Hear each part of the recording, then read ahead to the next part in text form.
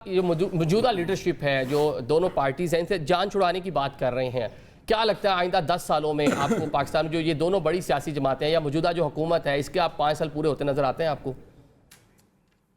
عادل، اگر آپ لوگوں کو نئے سال کی پریڈکشنز یاد کسی کو ہوں، کیونکہ آپ کے ساتھ بھی پروگرام کیا تھا، تو جی اس سال میں نے ایک تو جنگوں کی پریڈکشن کی تھی، جب سیٹرن ایک ستارہ ہے جس نے پوزیشن بدلنی تھی، اور ایک میں نے کیا تھا کہ یہ سیاست دانوں نے اگر اپنا یہ روایتی طرز سیاست نہ بدلا تو یہ وہ ٹائم شروع ہو جائے گا 2026 کے سیکنڈ ہاف سے، جو کہ اس ملک کی بساط جو ہے سسٹم کی لپیٹی جا سکتی ہے۔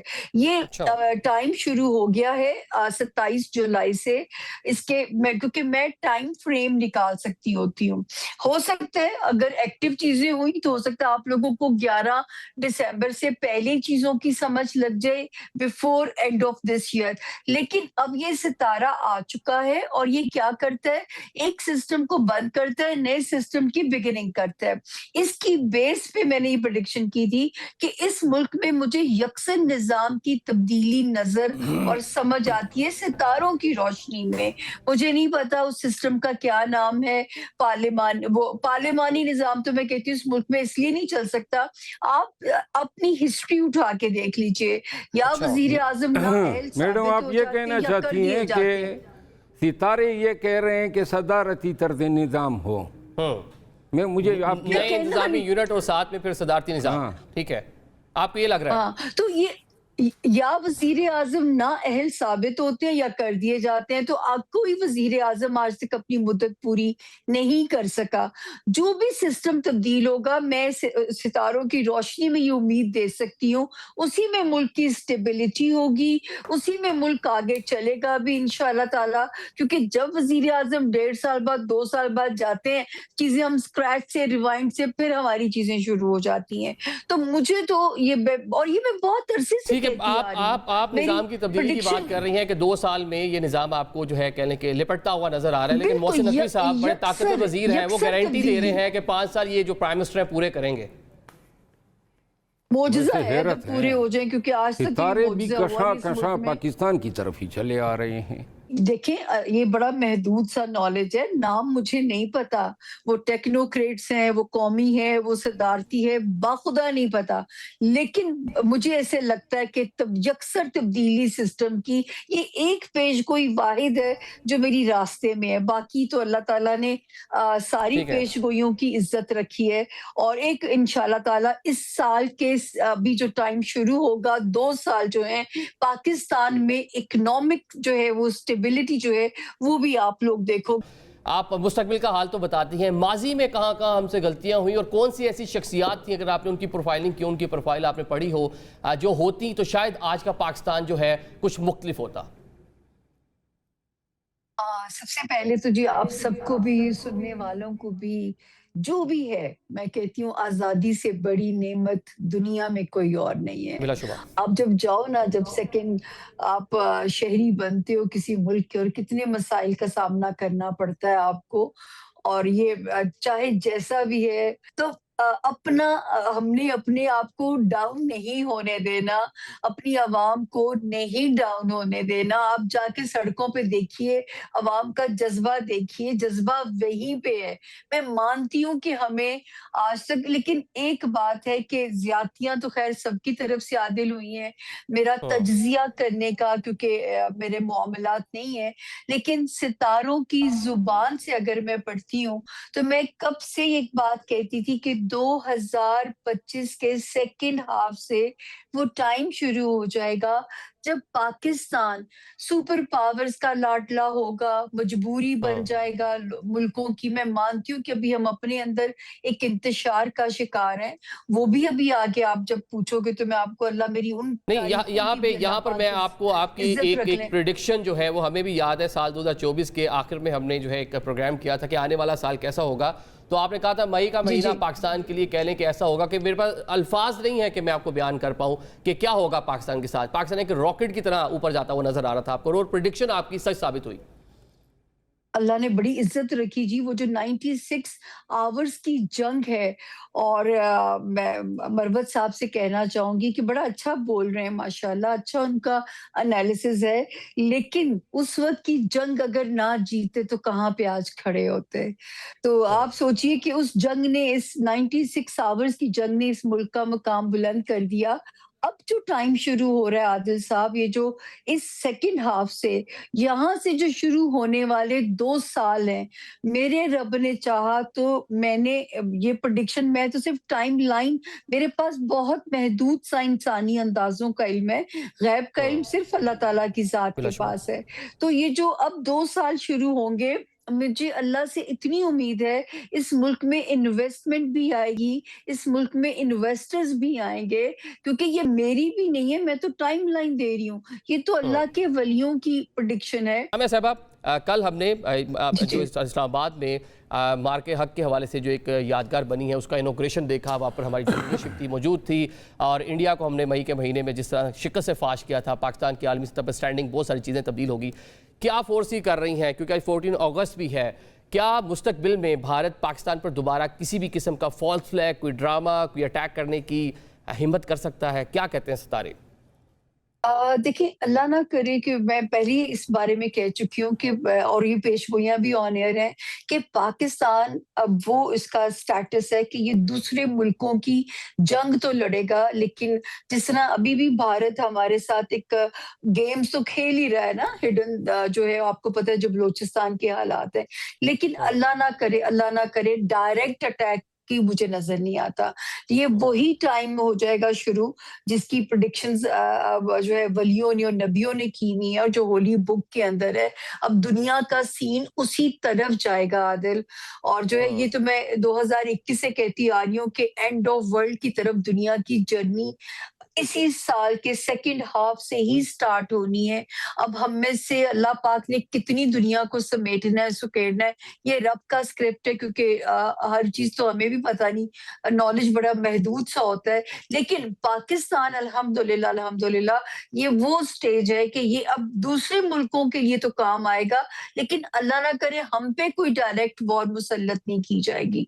और जरा थोड़ा सा 20, जब तक 28 सितंबर ना गुजर जाए इस साल की, थोड़ा हमारे अस्करी इदारों पे प्रेशर जरूर आएगा, लेकिन वो जैसे कोई बैरूनी दबाव या अंदरूनी ऐसा हो सकता है, लेकिन कोई खतरे वाली सिचुएशन नहीं है।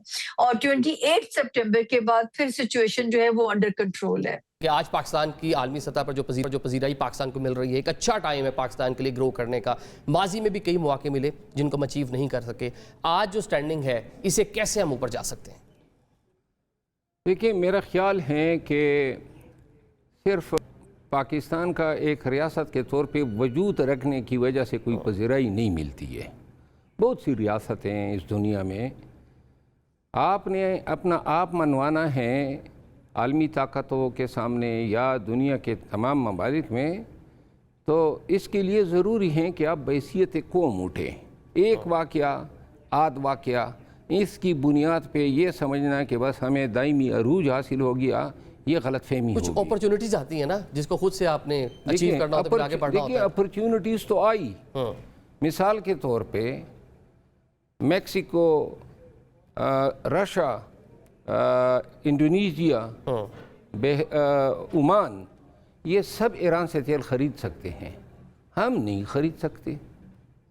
तो ये जब इतना बड़ा किरदार हमने अदा किया, कम से कम ये सिला तो मिलता कि हम अगर अर्ज़ा नरखों पे ईरान से तेल ख़रीदते तो कम से कम पाकिस्तानी अवाम को कोई रिलीफ तो दे सकते। ठीक है, नंबर 1। नंबर 2, हमने सऊदी अरब के साथ पहले भी मुआहदा किया, अब दूसरा भी कर लिया है। और पाकिस्तान एक एटॉमिक पावर भी है, बहुत बड़ी फ़ौज भी है, कन्वेंशनल वारफेयर और इसके अलावा मौजूदा जंग के बाद सिग्निफिकेंस बढ़ी।